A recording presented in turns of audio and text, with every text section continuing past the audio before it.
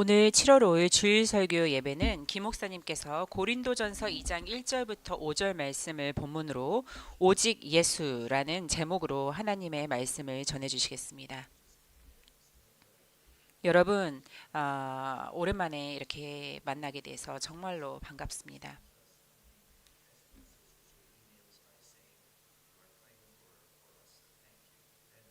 여러분들이 저희를 위해서, 저희 그 부부를 위해서 기도해 주신 것들에 대해서 너무나 감사함을 전합니다.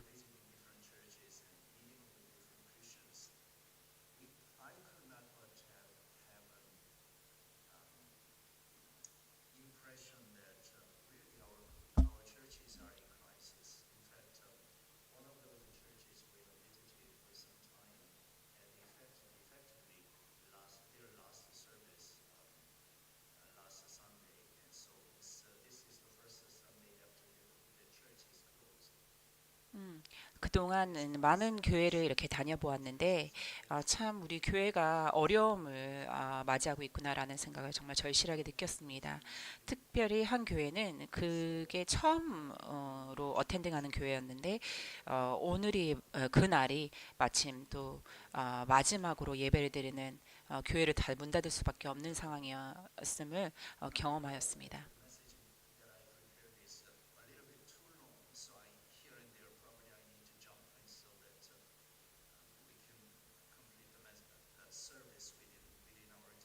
오늘 준비한 내용이 좀 길어서 여기저기 조금씩 이제 간략하게 좀 줄여 보려고 합니다.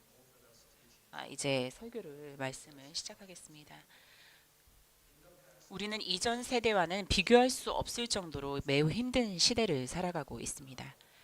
오늘날 교회들은 전통적인 정통 가르침을 저버렸고 더 이상 정통 교리를 수호하지 않습니다. 과거에는 하나님의 말씀을 강해하는 데 예배에 초점을 맞추었지만 이제는 찬양과 경배 그리고 현대적인 형태의 예배가 중심이 되어버렸습니다. 예배 중에 전통 찬송가를 부르는 것은 아주 구식으로 여겨지고 있습니다. 많은 교회는 예배 형태를 바꾸고 현대적인 찬양을 사용하는 것이 예배자들에게 활력을 불어넣고 또 젊은이들을 교회를 끌어모을 수 있다고 믿습니다. 심지어 그렇게 하는 것이 침체해가는 교회에 부흥을 가져다 주는 길이라고 진심으로 믿기까지 합니다. 은사주의 운동은 교회 성장 운동을 주도해 왔습니다. 종교 개혁자들의 관심사가 구원론과 교회론에 있었고 그리고 20세기 중후반의 관심사가 성경론이었다면 성경론은 20세기에 들어 급격한 변화를 겪었으며 오늘날에도 여전히 성도들을 분열시키고 있습니다.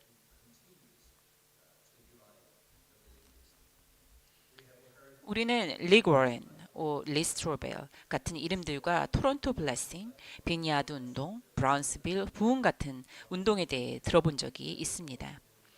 아마 많은 분이 전 세계적으로 음악으로 아주 큰 인기를 끌었던 시드니의 힐송 교회에 대해서도 들어보셨을 것입니다.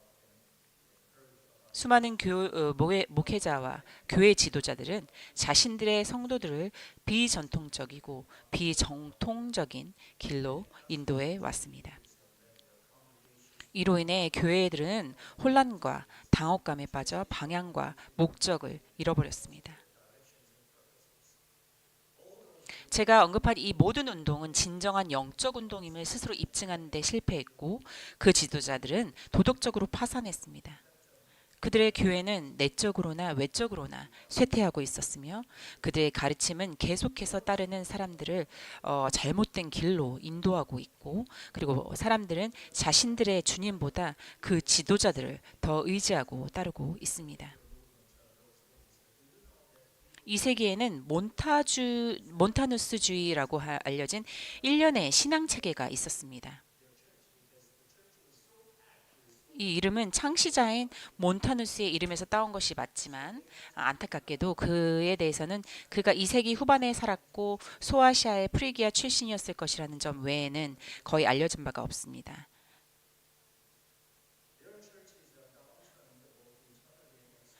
그가 누구였든 간에 그의 사상은 예나 지금이나 매우 명확했습니다. 그는 성령께서 지금 여기 이 세상에 살아계시며 역사하고 계신다고 가르쳤습니다. 따라서 그리스도인들은 성령의 임재에 끊임없이 깨어 있어야 하며 자기 절도와 기도로 깨어 있음으로써 성령의 의도나 인도하심을 언제든 감지하고 따를 준비가 되어 있어야 한다고 생각했습니다. 몬타누스에게 있어 온전한 그리스도인이 된다는 것은 자신의 모든 의지와 지각뿐만 아니라 모든 감각을 동원하여 그 단 하나의 사실, 그 성령의 역사를 받아들이는 것을 의미했습니다. 그리스도인이 하나님께서 자신의 삶에 무엇을 원하시는지 알기 위해서는 의도적이고 의식적이며 적극적으로 성령께 주파수를 맞춰야만 했다는 것입니다. 안타깝게도 몬타누스와 그의 새로운 교리에 대한 초기 논쟁은 보혜사 성령이 자신에게 말씀하시고 또 자신을 통해 말씀하신다는 그의 주장 때문에 상당히 복잡해졌습니다.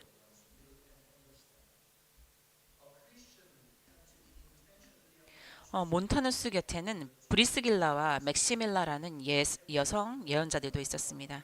이들의 핵심적인 특징은 하나님으로부터 직접 영감을 받았다는 주장, 세상의 종말이 임박했다고 믿는 것, 그리고 영적 은사와 황홀경 속에서 터져나오는 그 말에 대한 강한 믿음이 있었습니다.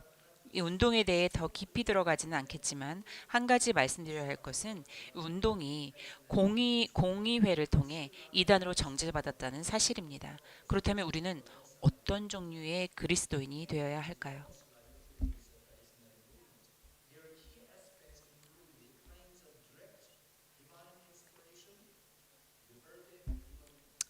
우리가 반드시 던져야 할 두 가지 질문이 있습니다. 첫 번째 질문은 우리 안에서 역사하시는 성령의 사역에 대한 것입니다.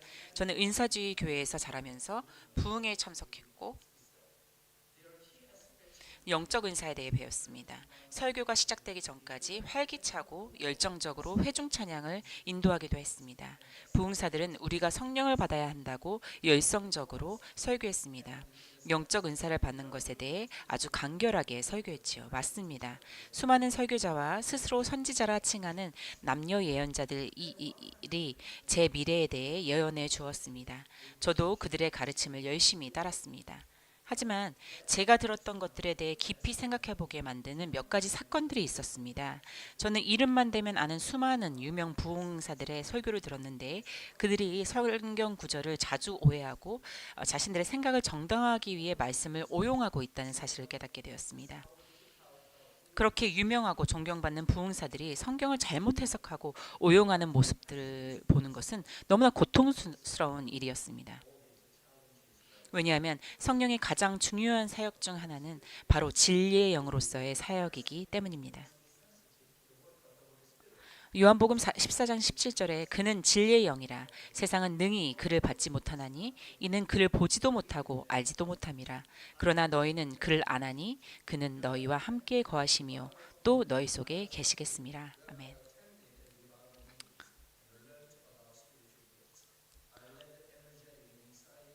요한복음 14장 26절은 말씀합니다. 보혜사 곧 아버지께서 내 이름으로 보내실 성령 그가 너희에게 모든 것을 가르치고 내가 너희에게 말한 모든 것을 생각나게 하리라. 또한 요한복음 15장 26절은 말씀합니다. 내가 아버지께로부터 너희에게 보낼 보혜사 곧 아버지께로부터 나오시는 진리의 성령이 나오실 때에 그가 나를 증언하실 것이요. 아멘.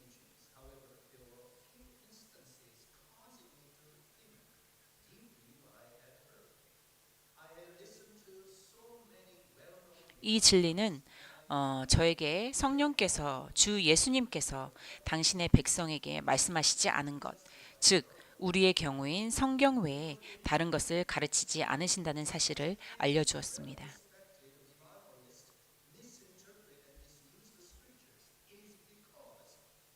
성경이 바로 예수님에 대한 증언이기 때문입니다. 성령의 주된 사역은 예수님을 증언하는 것입니다.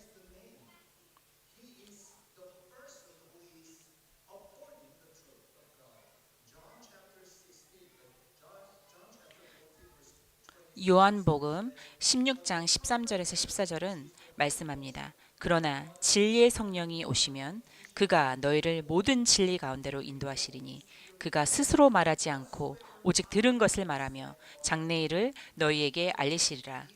그가 내 영광을 나타내리니 내 것을 가지고 너희에게 알리시게 했음이라. 아멘. 제가 도저히 용납할 수 없는 일 중 하나는 설교자들이 성령의 인격과 사역에 대해 말하면서 동시에 성경을 잘못 해석하고 오용하는 것입니다. 그러한 오용과 오해는 그들의 사역이 하나님의 영으로 말미암은 것이 아님을 증명할 뿐입니다.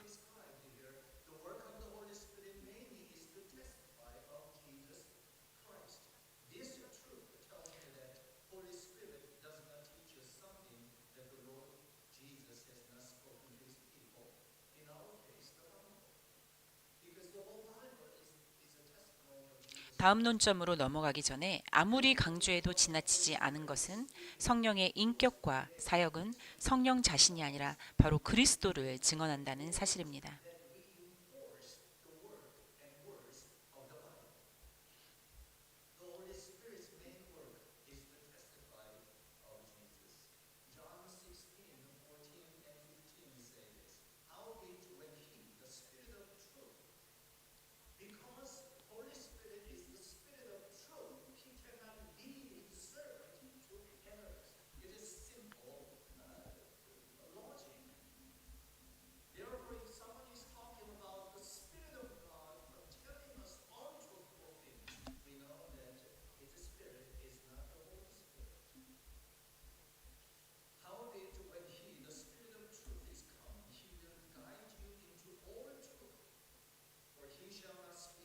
다시 말하지만 요한복음 14장 26절은 성령께서 예수님께서 이미 말씀하신 것을 가르치시고 기억나게 하시는 분이라고 말씀합니다. 그리고 요한복음 15장 26절은 성령께서 오셔서 예수 그리스도를 증언하시는 분이라고 말씀합니다. 따라서 성령께서는 성경 밖에 새로운 계시를 주시는 분이 아니라 성경에 기록된 그리스도를 깨닫게 하시고 증언하게 하시는 분입니다. 요한복음 16장 13절에 14절은 성령께서 스스로 말씀하지 않으시고 그리스도의 것을 우리에게 알리시며 그리스도를 영화롭게 하신다고 가르칩니다. 그러므로 성령을 말하면서 성경을 왜곡하거나 오용하는 것은 성령의 역사라고 할 수 없습니다. 참된 성령의 사역은 사람이나 성령 자신을 드러내는 것이 아니라 오직 예수 그리스도를 높이고 증거하는 것입니다.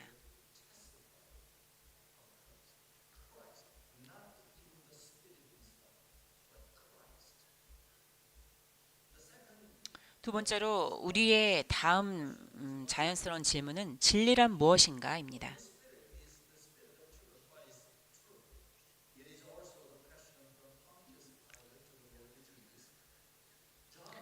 그래서 이는 본디오 빌라도가 주 예수님께 던졌던 질문이기도 합니다. 요한복음 17장 17절은 말합니다. 그들을 진리로 거룩하게 하옵소서. 아버지의 말씀은 진리니이다. 아멘.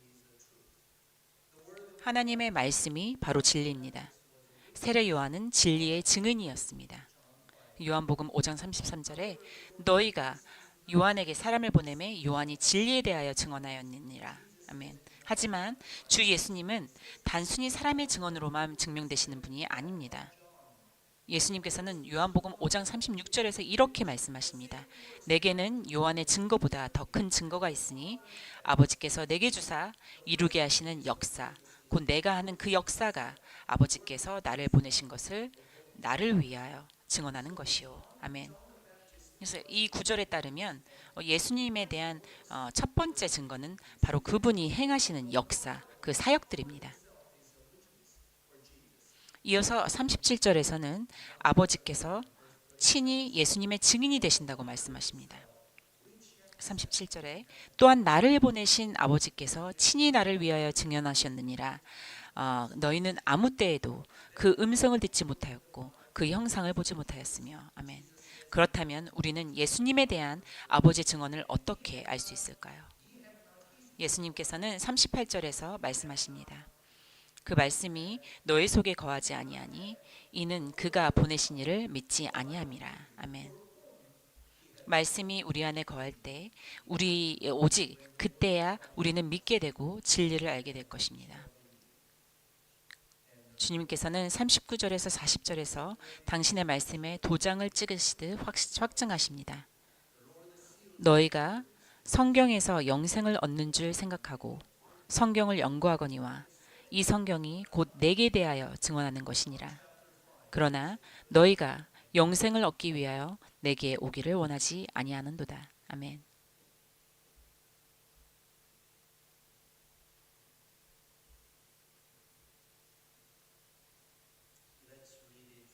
다시 읽겠습니다. 39절에서 40절 말씀.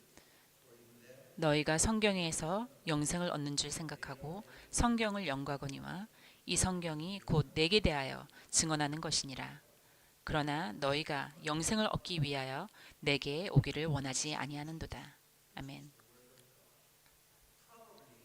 우리는 오직 하나님의 말씀인 성경 안에서만 영생을 발견합니다. 이것은 베드로전서 1장 23절에서 말한 바와 다르지 않을 것입니다. 너희가 거듭난 것은 썩어질 씨로 된 것이 아니요 썩지 아니할 씨로 된 것이니 살아있고 항상 있는 하나님의 말씀으로 되었느니라. 아멘. 고린도전서 4장 15절에서도 말씀합니다. 그리스도 안에서 1만 스승이 있으되 아버지는 많지 아니하니 그리스도 예수 안에서 내가 복음으로써 너희를 낳았음이라. 아멘. 야고보서 1장 18절을 말씀합니다. 그가 그 피조물 중에 우리로 한 첫 열매가 되게 하시려고 자기의 뜻을 따라 진리의 말씀으로 우리를 낳으셨느니라. 성경에 계시된 하나님의 진리 외에 다른 것에 미혹되지도 말고 스스로를 속이지도 마십시오. 한 소년이 골수암으로 인해 허벅지부터 다리를 잃게 되었습니다. 당시 목사는 소년의 부모에게 수술실로 데려가기 전에 40일 동안 기도하라고 권유했습니다. 의사의 원래 진단은 발목 아래만 절단하면 된다는 것이었습니다. 하지만 의사를 다시 만났을 때는 이미 40일이 지체된 후였습니다. 결국 이 소년은 허벅지 위쪽부터 한쪽 전체 다리를 잃어야만 했습니다. 두 번째로, 그렇다면 우리는 어떻게 해야 할까요? 바울에게서 배워봅시다.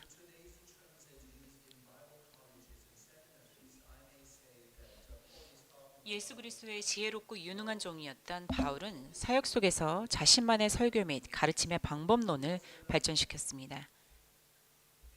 그의 방법은 말의 뛰어남이나 지혜로 하나님의 말씀을 전하는 것이 아니라 고린도전서 2장 1절에 형제들아 내가 너희에게 나아가 하나님의 증거를 전할 때에 말과 지혜의 아름다운 것으로 아니하였나니. 만약 오늘날 신학교나 대학에서 쓰는 용어로 표현하자면 바울은 지금 자신의 목회 신학이나 강단 설교학 혹은 성경 해석학에 대해 이야기하고 있는 것입니다. 그는 학식이 높은 사람이었고 신학적 논쟁에서 결코 뒤지지 않는 사람이었습니다.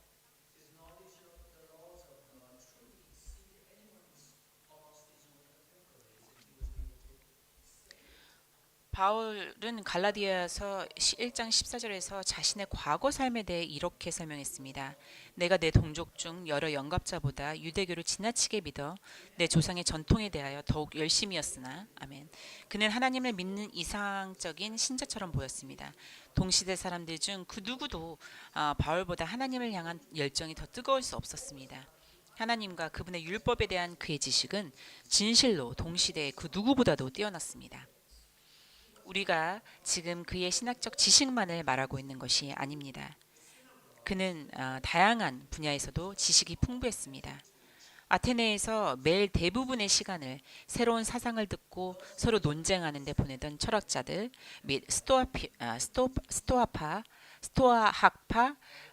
사람들과 논쟁할 때에도 바울은 논쟁의 모든 주제에 관한 지식면에서 그들에게 전혀 뒤처지지 않았습니다. 또한 바울은 유대인들에게 갈 때면 회당으로 가서 예수님이 메시아이심을 말하고 가르치는 일에 전념했습니다. 따라서 그의 학식에 있어서는 그 누구에게도 뒤지지 않는 사람이었습니다. 하나님의 은혜가 그의 마음을 움직이고 만지셨고 바울은 구원을 받았습니다. 그는 하나님의 메시아에 대한 자신의 오해로부터 돌이킬 수 있었습니다. 그는 자신이 그리스도의 교회와 그분의 백성들을 박해했던 잘못들을 뉘우쳤습니다. 그는 진정으로 자신을 죄인 중에 괴수로 여겼습니다. 부활하신 주님과의 잊지 못할 그 만남을 경험한 후 그는 하나님께서 자신에게 정해주신 길을 따르지 않을 수 없었습니다. 그는 혈육과 의논하지 않고 아라비아로 떠났습니다. 하나님의 훈련을 거치고 나왔을 때 그는 삶의 모든 영역에서 완전히 다른 사람이 되어 있었습니다. 그의 생각과 감정 그리고 삶의 목적이 바뀌었습니다. 이 모든 변화는 그를 한 가지 아니 한 분에게로 인도했습니다. 그는 주님을 바라볼 수밖에 없었습니다. 자신에게 은혜로 나타나셔서 당신의 종으로 불러주신 부활하신 주 예수님 외에는 아무것도 보이지 않았습니다. 그는 하나님의 일, 즉 예수님의 구원하시는 은혜만을 생각할 수밖에 없었습니다.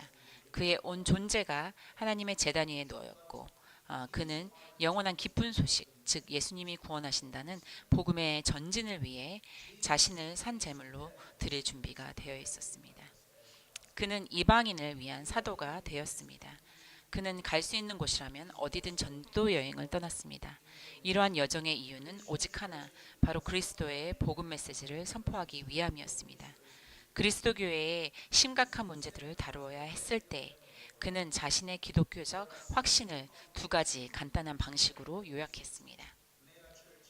하나는 자신의 설교 사역을 위해 사람의 지혜나 말의 뛰어남을 사용하지 않겠다는 것이었습니다. 인류의 근본적인 문제는 사람의 지혜나 말의 기술이 부족해서 생긴 것이 아니었습니다. 오히려 세상의 지식과 지혜는 많이 가지고 있으면서도 하나님의 지혜는 없다는 점이 그들의 문제였습니다. 그들은 로마서 1장이 가르치는 것처럼 실제로는 어리석은 자들이었음에도 스스로 지혜롭다 하며 우쭐댔습니다. 게다가 고린도 교회 성도들은 자신들의 영성에 대해 자부심을 품고 있었습니다. 그들은 자신들이 누리는 영적 특권에 꽤 만족해 하는 듯 보였습니다. 그들은 영적 은사들을 행했고 스스로를 매우 높게 평가했습니다.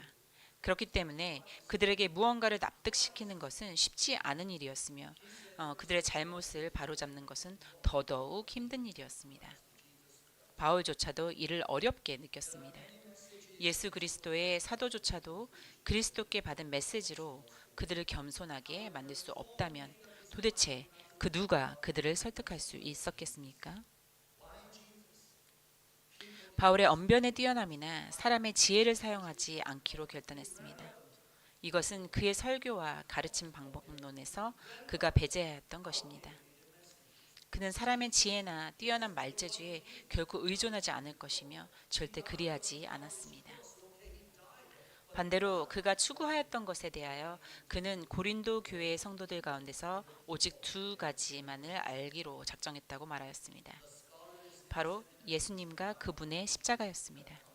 즉 예수님과 그분의 십자가에 담긴 진리를 전하는 것입니다. 이것이 기독교의 가장 중요한 두 가지 메시지입니다. 우리의 믿음은 바로 이 위에 세워져 있습니다.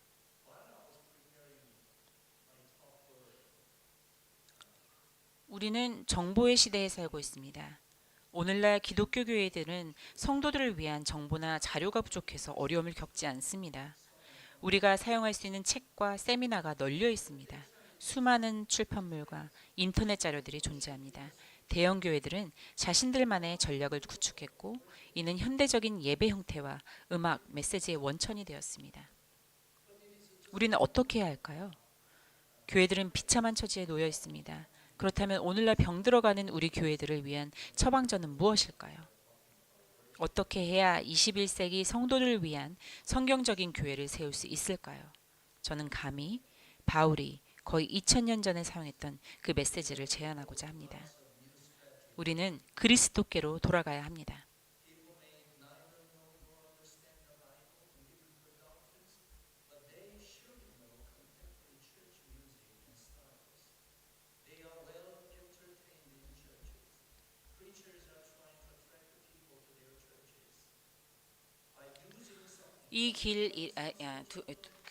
첫째, 예수 그리스도를 알아야 합니다. 이 길 잃은 세상 사람들에게 우리가 전할 수 있는 메시지와 역사적 사실은 많습니다.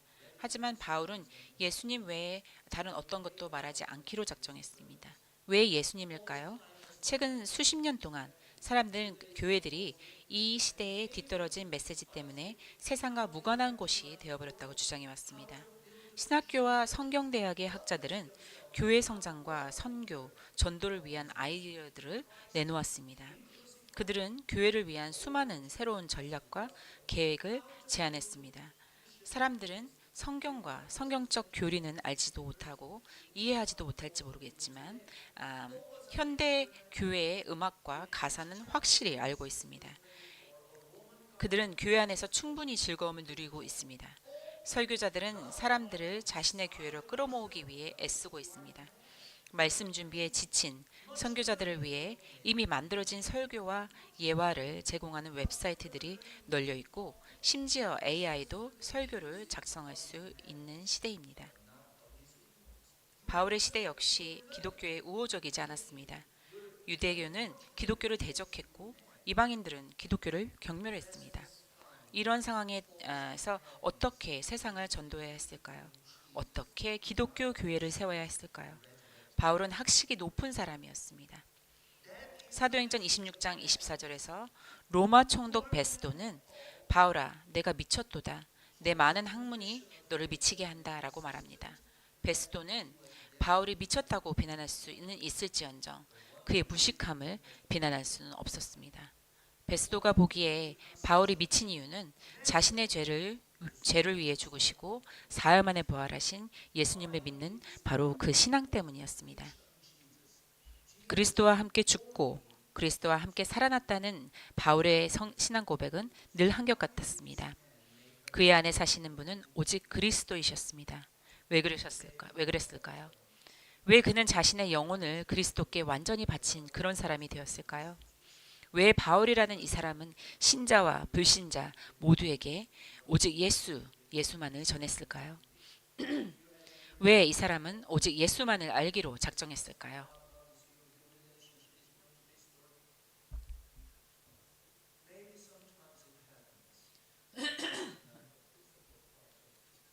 그것은 오직 예수님만이 남자와 여자 모두를 죄에 정죄함에서 건져내실 수 있기 때문입니다. 그분만이 인류를 어둠의 권세에서 건져내어 빛의 나라로 인도하실 수 있는 유일한 분이십니다. 그분의 이름에는 그분이 죄인들의 구원자이시라는 의미가 담겨져 있습니다. 모든 인류에게 죽음은 피할 수 없는 것이며 죽음은 죄의 삭스입니다. 이것은 역사에 변치 않는 진리입니다. 만약 스스로를 자랑하는 사람이 있다면 스미소니언 박물관이나 공동묘지에 가보라고 조언하십시오. 그곳에는 수백 개의 유골과 인간의 뼈가 있습니다. 수많은 미라가 있습니다. 그것들은 과거 인간이었던 존재들의 아무 힘도 없는 상태로 남아있을 뿐입니다. 모든 남녀는 죽게 마련입니다. 그 누구도 죽음의 천사가 움켜쥐는 그 손길에서 벗어날 수 없습니다. 누가 우리를 이 죽음의 중력에서 건져내겠습니까? 저는 여러 나라에서 어른과 아이들을 막론하고 많은 사람의 장례를 치렀습니다. 인간은 왔다 가며 우리 모두는 우리의 마지막 숨이 우리를 배신하여 끊어질 그날을 기다리고 있습니다. 한 번 죽으셨으나 죽은 자들 가운데서 다시 살아나 하늘로 올리우신 생명의 주님이신 그분 외에 그 누가 우리를 죽음의 권세가 가진 그 사망의 침에서 구원할 수 있겠습니까? 고린도는 고대 사회에서도 그리 칭찬받을 만한 도시가 아니었습니다. 그 도시는 도덕적 기준이 느슨했습니다. 주민들의 음란함은 이방 도시들 사이에서도 악명이 높았습니다. 이 도시는 타락했고 인간이 상상할 수 있는 온갖 종류의 죄로 가득 차 있었습니다. 도시의 악함은 고린도 교회의 모습을 통해서도 그대로 드러났습니다. 교회의 성도들은 불필요한 문제를 두고 싸우며 분열을 마주하고 있었습니다. 사람들은 자신들의 확신을 두고 교만하고 오만해졌습니다. 권위를 대하는 그들의 태도도 잘못되어 있었습니다.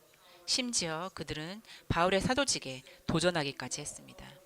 교회는 자신들을 둘러싼 주변 환경으로부터 벗어나지 못했던 것입니다. 고린도는 죄가 가득한 도시였습니다. 바울은 그들에게 도덕에 관한 강의를 할 수도 있었습니다. 인간의 행동과 행위에 대한 자신의 이론을 철학적으로 설명할 수도 있었습니다. 그러나 바울은 그들이 진짜 알아야 할 것이 무엇인지 알고 있었습니다. 그것은 바로 예수님의 이름입니다. 지옥의 정죄 아래 놓인 영혼들에게 선포되어야 할 이름은 오직 하나, 바로 예수님입니다. 예수가 구원하십니다.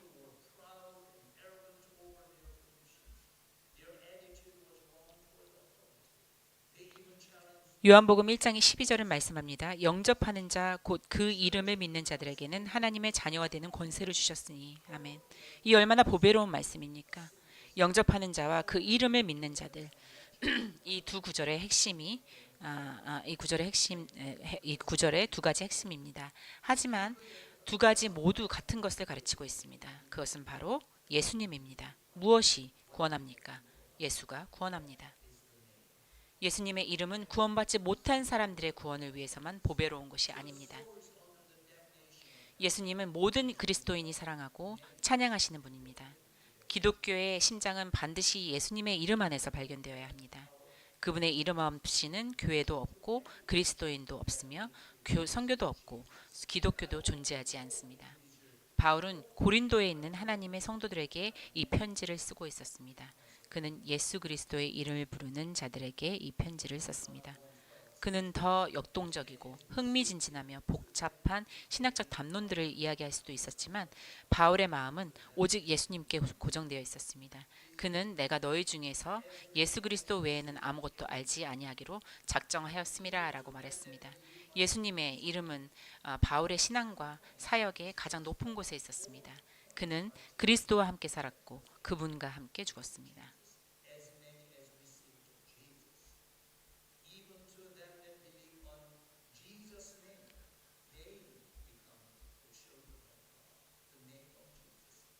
이것은 바울만의 고백이 아니라 예수님을 믿는 모든 자의 고백입니다.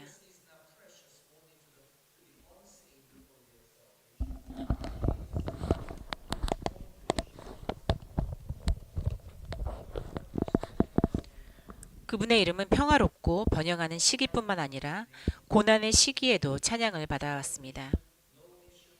여기에 스데반의 마지막 교회 기도가 있었습니다. 주 예수여, 내 영혼을 받으시옵소서.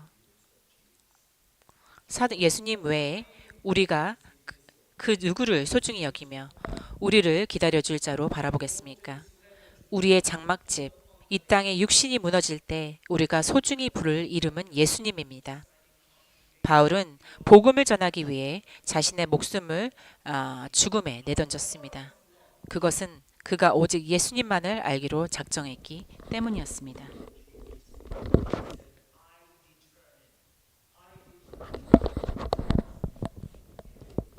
예수님을 아는 지식은 우리 존재의 모든 영역을 혁명적으로 변화시킵니다. 예수님은 제자들에게 자신이 그들을 사랑한 것 같이 서로 사랑하라고 요구하셨습니다.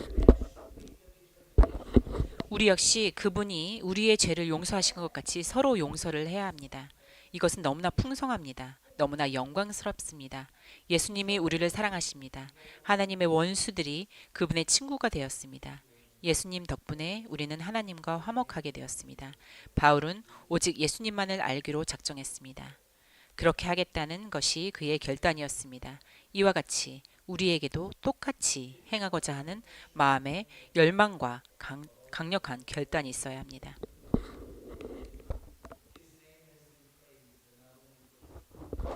둘째, 십자가에 못 박히신 예수 그리스도를 알아야 합니다. 오직 십자가에 못 박히신 예수 그리스도만이 하나님과 사람 사이에 평화와 화목을 가져다 줍니다. 한편으로는 죄인들이 하나님의 자녀가 된다는 것은 불가능한 일입니다. 거룩하신 하나님께서 죄인들의 죄를 면제해 주시고 그 죄책으로부터 하나님의 아들이 죽으셨다는 그 죄책으로부터 자유롭게 하신다는 것은 있을 수 없는 일입니다.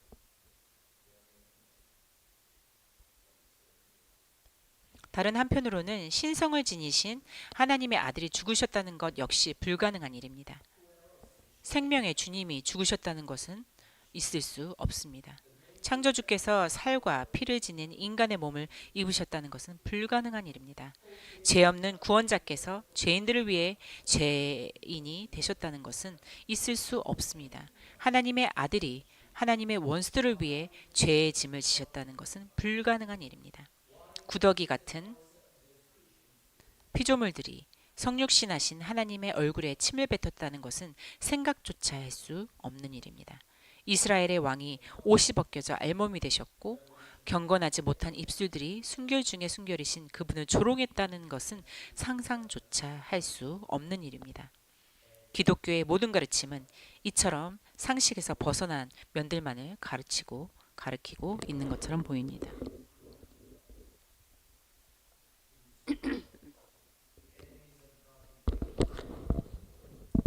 하지만 이 모든 불가능하고 기이한 일들이 갈보리에서는 가능해졌고 당연한 일이 되었습니다. 하나님의 아들이 인류의 죄를 짊어지기 위해 죽으셨습니다. 그분은 모든 죄를 자신의 어깨에 짊어지시고 우리의 죄의 빚을 갚아주셨습니다.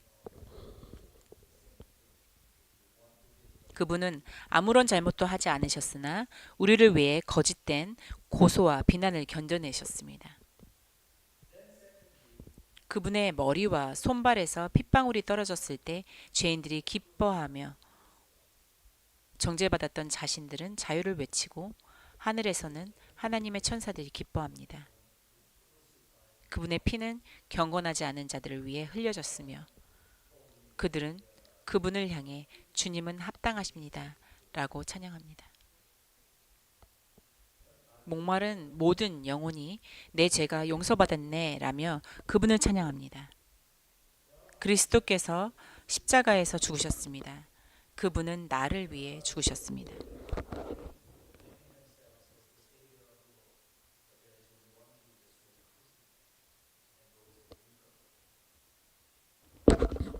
이것이 믿을 수 없을 만큼 엄청난 사건인 데에는 몇 가지 이유가 있습니다. 첫 번째는 우리가 아직 죄인 되었을 때에 그분께서 사랑이라는 이름으로 우리를 위해 이 일을 행하셨기 때문입니다. 요한복음 15장 12절에서 14절에서는 예수님은 말씀하셨습니다. 내 계명은 곧 내가 너희를 사랑한 것 같이 너희도 서로 사랑하라 하는 이것이니라.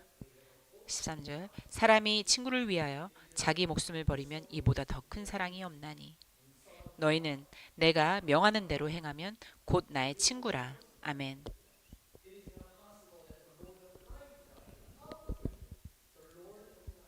둘째로 인간적인 시각으로 볼 때 자비와 정의가 동시에 죄인들에게 나타나게 되는 것은 불가능하기 때문입니다. 만약 하나님께서 그분의 정의에 따라 우리를 대하신다면 우리에게 임할 것은 자비가 아니라 형벌입니다.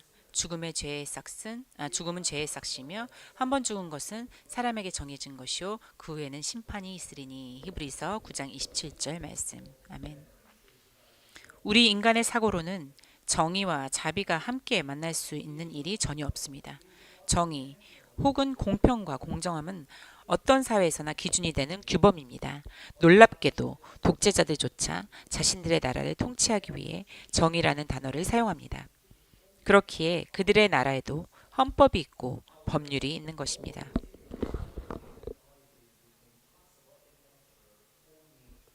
그러므로 그 누구라도 하나님의 정의를 부인한다면 그것은 터무니없는 일입니다. 하지만 문제는 우리 모두가 하나님의 정의에 따라 정죄 아래 놓여 있다는 사실입니다. 다윗 왕은 시편 51편 2절 3절 그리고 5절에서 놀라운 기도를 드렸습니다. 시편 51편 2절에서 3절 그리고 5절 나의 죄악을 말갛게 씻으시며 나의 죄를 깨끗이 제하소서. 물은 나는 내 죄가를 아오니 내 죄가 항상 내 앞에 있나이다. 내가 죄악 중에서 출생하였으며 어머니가 죄 중에서 나를 잉태하셨나이다. 아멘.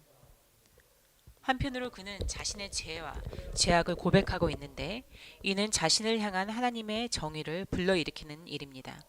그러나 동시에 그는 하나님께서 자신의 죄를 씻기시고 깨끗하게 해달라고 기도합니다. 그는 나를 주 앞에서 쫓아내지 마시며 주의 성령을 내게서 거두지 마소서라고 아주 크게 부르짖었습니다. 이것이 어떻게 가능할 수 있겠습니까? 하나님께서 모든 영혼, 즉 인류 전체를 영원한 죽음으로 처벌하시거나 아니면 죄와 제약이 아무런 상관도 없는 것처럼 그냥 무시하셔야만 합니다. 자비와 정의가 동시에 함께하는 일은 있을 수 없습니다.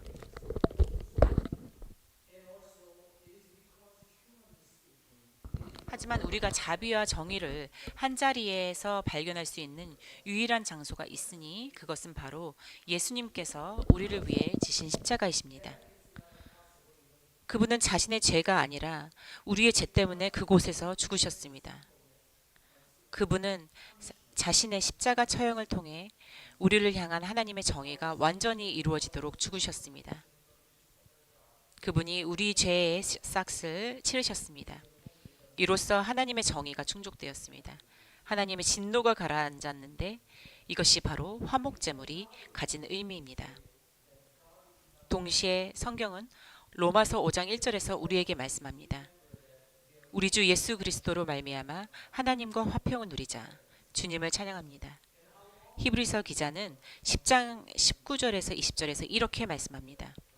그러므로 형제들아 우리가 예수의 피를 힘입어 성소에 들어갈 담력을 얻었나니 그 길은 우리를 위하여 휘장 가운데로 열어놓으신 새로운 살 길이요 휘장은 곧 그의 육체니라. 아멘. 예수님께서는 자신의 육체를 찢으시고 피를 흘리심으로써 우리를 하늘, 즉 하나님 임재 앞으로 인도하는 새로운 길을 열어주셨습니다. 누구든지 이 길을 통해 나오는 자에게 우리 하늘 아버지는 말씀하십니다. 히브리서 10장 17절 또 그들의 죄와 그들의 불법을 내가 다시 기억하지 아니하리라 하셨으니 참으로 갈보리에서의 정의와 자비가 함께 만났습니다. 예수님의 십자가 처형은 우리에게 구원의 기쁨과 우리의 미래에 대한 확신을 가져다 주었습니다.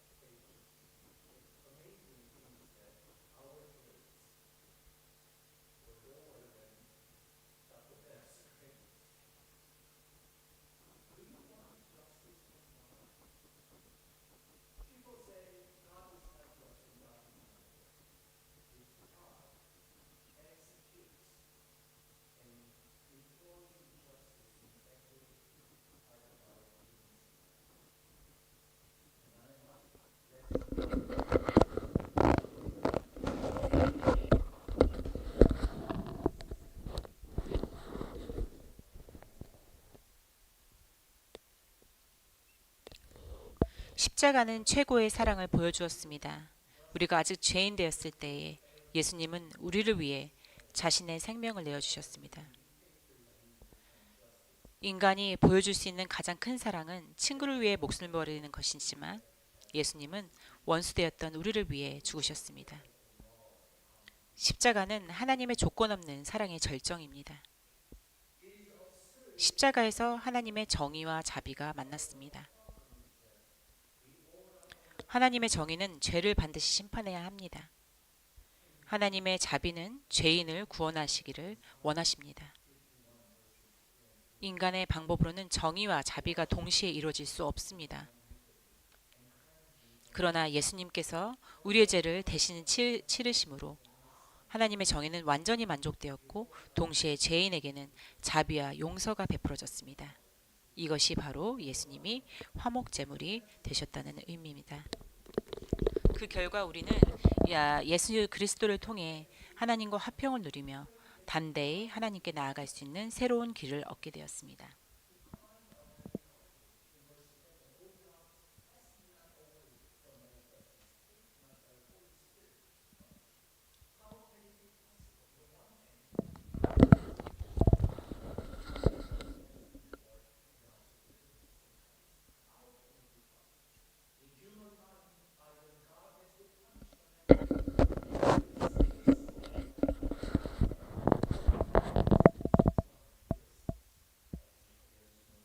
구원은 오직 십자가를 통해서만 가능합니다. 십자가는 하나님의 가장 크고 완전한 사랑을 보여주었습니다.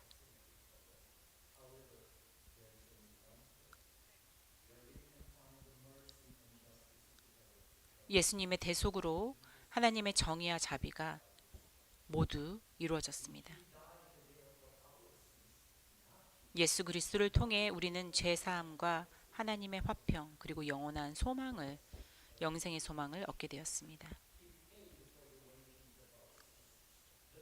갈보리 십자가는 인간에게는 불가능해 보였던 하나님의 사랑과 정의를 동시에 이루신 곳이며 오직 십자가에 못 박히신 예수 그리스도를 통해서만 죄인은 하나님과 화목하게 됩니다.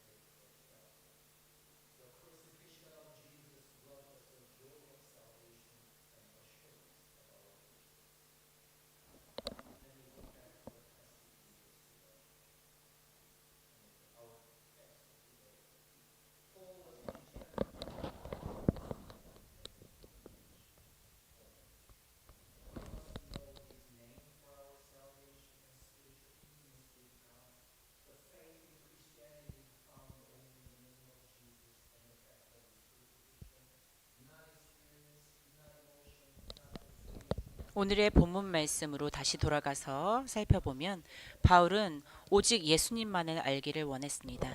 그리고 오직 예수님만을 통해서만 우리는 영생의 삶을 가질 수 있고 우리의 죄 씻음을 받고 그리고 영원한 소망을 누릴 수 있게 됩니다.